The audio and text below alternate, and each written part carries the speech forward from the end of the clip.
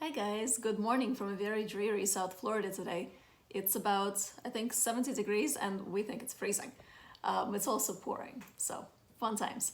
So I apologize for the lighting, it's a little bit dim, but I've been asked to go over how I make my rims. I tend to make my rims very, very round, as you can see from this cup that I'm working on. I already finished the rim and it's very smooth. So that's an aesthetic thing. It doesn't have to be this way. A couple of years ago, all the rage was the square rims. Like, that was the thing to do. Everybody's rim was square. But I like to make mine rounded, and my wares in general look pretty wheel thrown, even though they're not. So I've been asked to explain how do the rims, and it's super easy. So typically when you hand build, right, you're going to have a square edge. So what I do is I add a lot of water.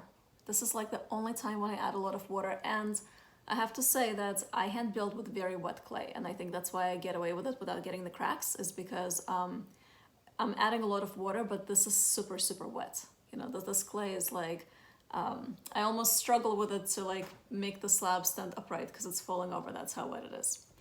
So I would wet my fingers and I would go around the rim with very, very wet fingers and keep on re-wetting and make sure that it's all like covered in slip really well.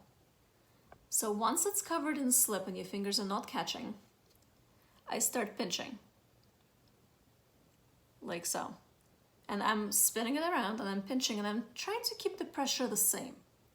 A little bit of experience helps, but a little practice as usual, right? Everything is practice. But I keep on pinching it and pinching it. And it just spins. Like I don't open my fingers, I just let it spin. And then I just make my pinches tighter and tighter and tighter until it almost comes to the points like this, right? And then all I do is I take a sponge and I would place it like on top of the rim and just spin it some more. And it takes out that last ridge.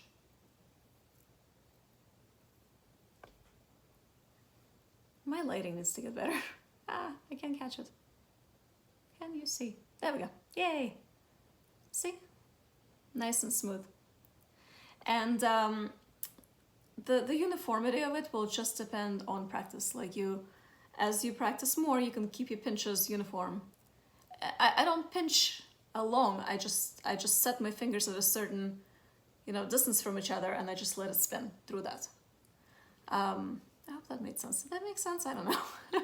You guys let me know in the comments if it didn't, okay? And then I'll try to re-explain it.